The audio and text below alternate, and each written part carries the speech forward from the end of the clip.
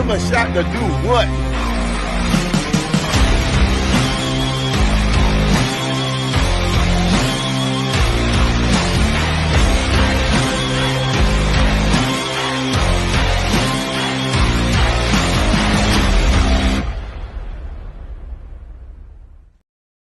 What is going on, everybody? This is Mike Hughes, and you are listening to the Shy Kid Podcast and everything Chicago sports-related podcast brought to you by Give Us a Shot Network. If you like that intro, if you like the setup, what we got going on over here, make sure you click the link in our bio. You could always check us out. Give us a shot. You got to give us a shot.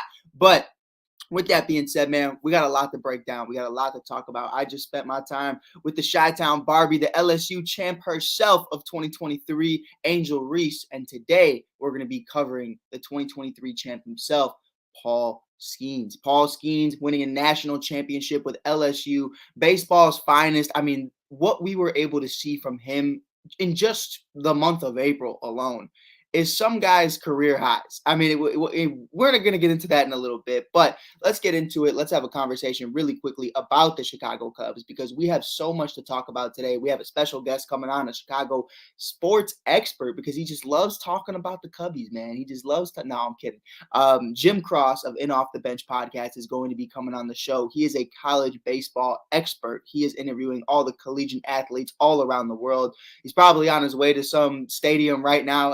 I'm not sure where the exact location of Sir Jim Cross is, but you can always bet he's doing something baseball related. So we'll have him on in a little bit. We're going to be talking about baseball, giving some chop, really breaking down what we've seen thus far from Paul Skenes and what we can expect moving forward. But getting into the lineup today, obviously, Seiya Suzuki's back. Dansby Swanson's out. Really unfortunate to lose Dansby, especially in this time. We just got back Belly. We just got back Steele, and now we got Seiya, and then here he comes. So, there's a lot to break down. Really quickly, I want to talk about today's lineup. If it's dropped, I haven't seen anything from it thus far. Still no lineup for today. Craig Counsell's a very last-minute man. But we know Seiya Suzuki is back. So to have Seiya back in this lineup, the importance of that is going to be what we were going to be able to see from him if he didn't get injured. I think right now, if we're being completely honest, batting over 300, over 3 home runs on the year, and those are some clutch home runs. If you look at his clutch numbers, they're second to none. He has been phenomenal. Defensively, he's looked great in right field thus far. What we saw from Seiya early on in the month of April, and I was at the games myself, really breaking that down and understanding that he was going to have an MVP caliber season. I said he could have been a dark horse MVP for this roster, for this team. I'm really excited to see what Seiya Suzuki is going to be as he comes back. We saw Cody Bellinger blast 100 miles per hour off the bat for a dinger last night in one of his first games back. Having these two in the offense is going to be really important, especially when we play against the man, the myth, the legend himself today. It's going to be a lot. It's going to be a show. We got the man of steel, Justin Steele, on the mound. But right now, I'm joining a collegiate baseball expert, the man himself of In Off the Bench, the producer. He has it on his Instagram. You can check him out on In Off the Bench podcast. Jim Cross is hopping on right now. Jim, what's going on right now, bro? Say, what did you say? Where are you? I was telling everybody before you hopped in, I was like, I don't know where Jim is located right now, but I know he's somewhere on his way to do something baseball related. So I'm standing over the bullpen of South Carolina, watching their guys get warmed up today. South Carolina, Georgia game, number 15, Georgia against number 13, South Carolina. We got, since you're talking pro baseball, worth noting, soon-to-be number 1 pick Charlie Condon in this game, who just set the BB Core home run record with 34 on Thursday night. For sure. Now, Jim, really quick, before we get into anything, can you give the people an idea of what In Off the Bench podcast is that don't know, where they can find you, what you got going on? Yeah, absolutely. So In Off the Bench, so, obviously you're talking about Skenes today.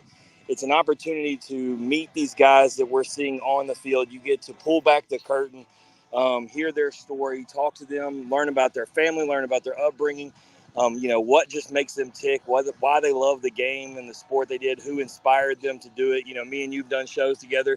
One of your favorite questions is to ask, what coach was able to, instill and teach them things and they were able to learn from, or maybe other players. And so just an opportunity to learn more about these athletes. And you can find us on any audio streaming platform. It's very simple, In Off the Bench podcast.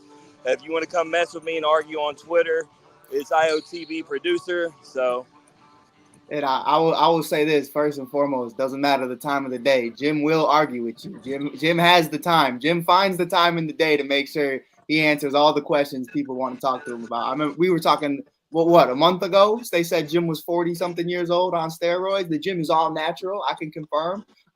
It's hate in this world, man. There's hate in this world. Jim's doing his thing. Randy, DB, the company over there, they're doing amazing things. We're definitely going to continue to have them on.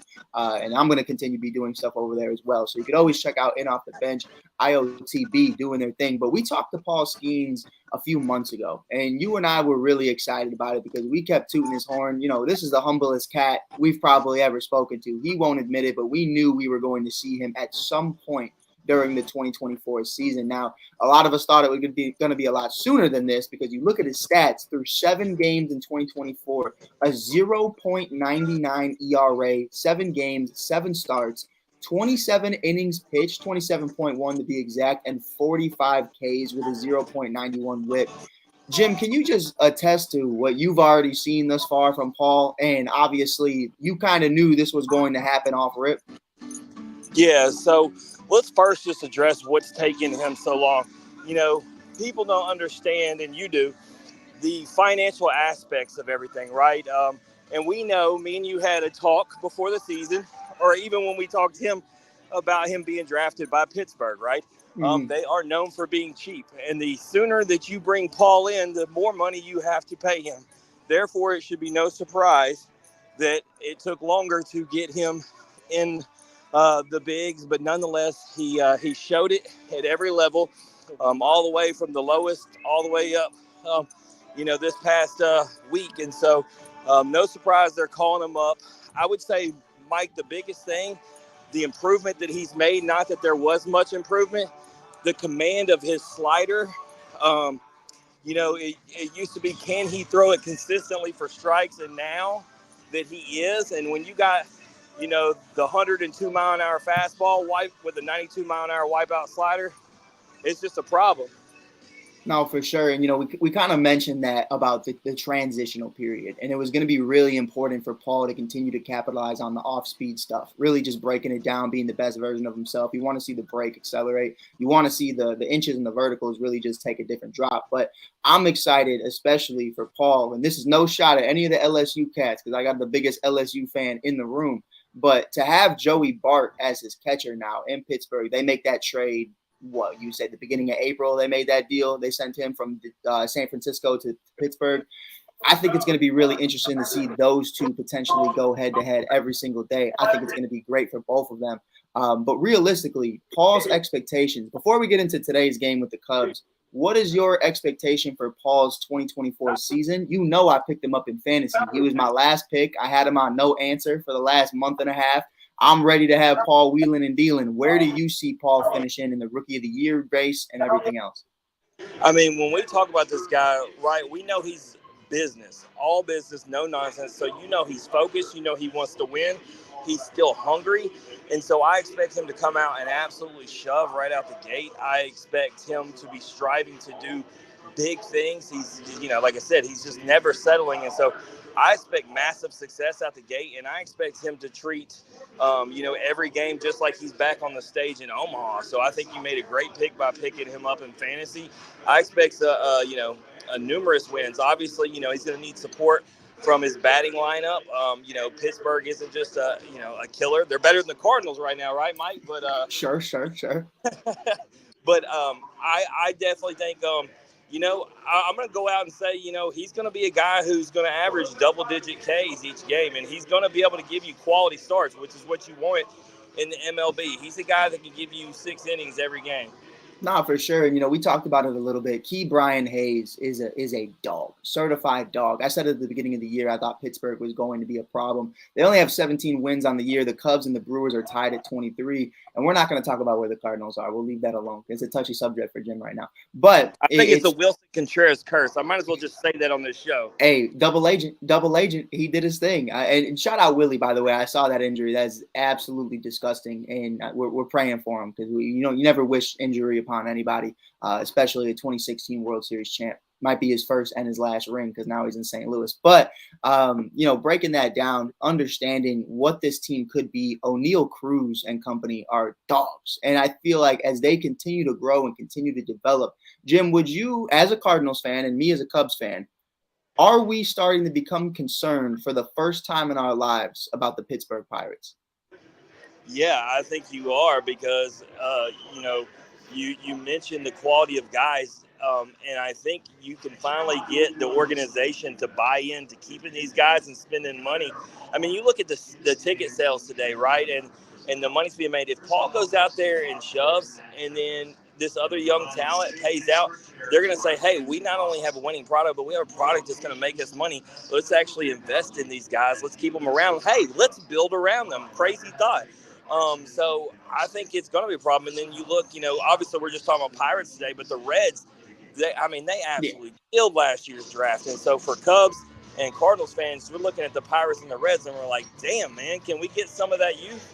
No, for sure, for sure. And we got guys like Shota Imanaga right now, absolutely wheeling and dealing. You got the Brewers, they're all right. They got some guys. They got Peralta and company. They're all right. They're doing their thing. We got their manager though, so we're not too worried about it. But what's a boat without Mike? I got a special. I'm actually live right now.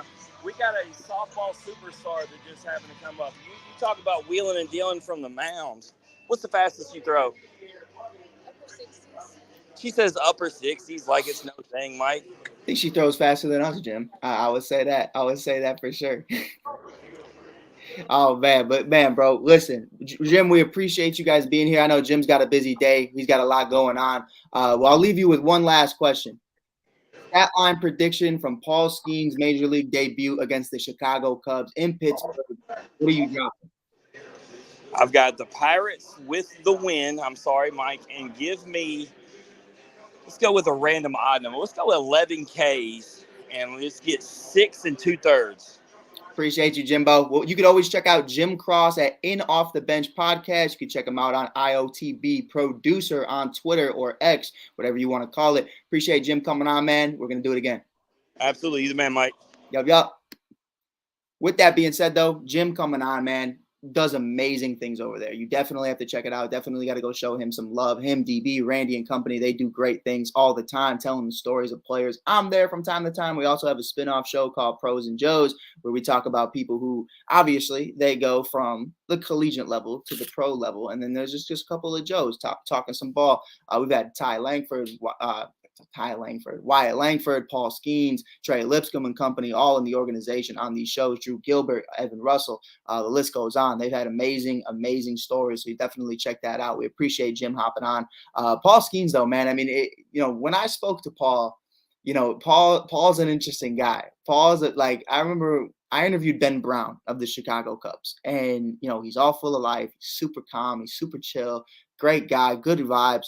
Paul is as great of a human being as he is, definitely commands this like aura about him. Like he is military first, having conversation, like Mr. Serious, Captain Serious. If you remember Jonathan Tays on the when you remember Jonathan Tays on the Blackhawks, Captain Serious, like you couldn't get a laugh out this guy. Like he is all about business, just like Jim said. And he's a great guy though. Amazing cat, has a great head on his shoulders, amazing people in his corner, amazing girlfriend who just won a national championship as well in Livy Dunn.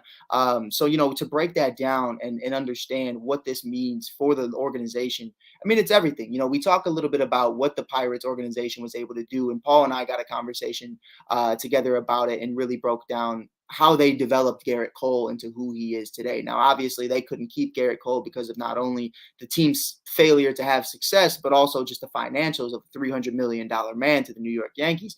But the thing for me that I continue to break down and continue to talk about is, they do develop pitching very well. And it's very low key. Now, Garrett was developed a very long time ago, but, I follow a lot of what Pittsburgh Pirates organization is trying to do now, where they don't always get the big hitter, I could say, to develop. They do have people in that building who understand how to develop. So that's going to be one of the keys right there.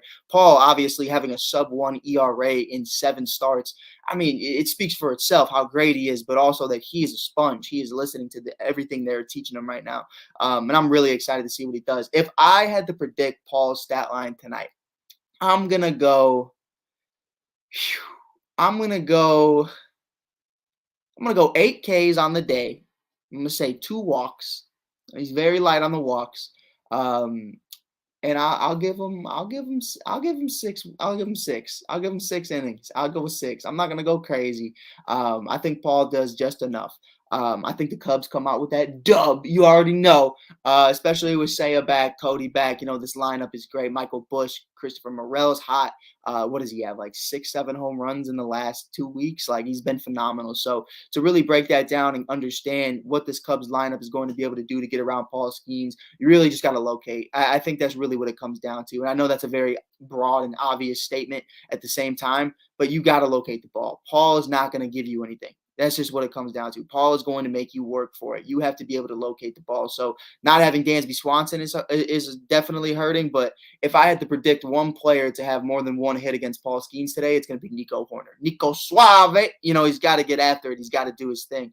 I think Nico's great at making contact. Nico's great at seeing the ball, and I think that's going to be one of the biggest Achilles heels for a guy like Paul Skenes is your contact hitters. We got a lot of power bats in this lineup, so Seiya Suzuki, Nico Horner definitely could have a solid day, but guys like Patrick Wisdom, Christopher Morel definitely could struggle against Paul Skenes. I will say that, but it's going to be a lot of fun, man. I'm really excited to break it down, really excited to talk about what the future is of Chicago Cubs baseball. We are seeing history in the making. Paul Skenes' major league debut in Pittsburgh against the Chicago Cubs. Definitely going to be a memorable one. I appreciate everybody tuning in. This is Cubs pregame. We're going to be going live later tonight, talking postgame of Paul Skenes and his major league debut. And hopefully in a couple weeks, we're going to settle both Ben Brown and Paul Skenes, have them on with Jim Cross as well. We're going to do some pretty amazing things this summer, man. It's going to be a blast. So make sure you hit that like, hit that follow button, give us a shot, and check out the Give Us a Shot Network. Or you can follow me on Instagram and TikTok at theshy.kid for Chicago Cubs, Major League Baseball, Minor League Baseball, WNBA, and Chicago Sky content, interviews every single day, pre, post, and just sometimes we're just chopping it up. All types of interviews. We're talking to everybody all the time. Until then, give us a shot. Hit that like, hit that follow button. Until then, peace. Go Cubs, baby.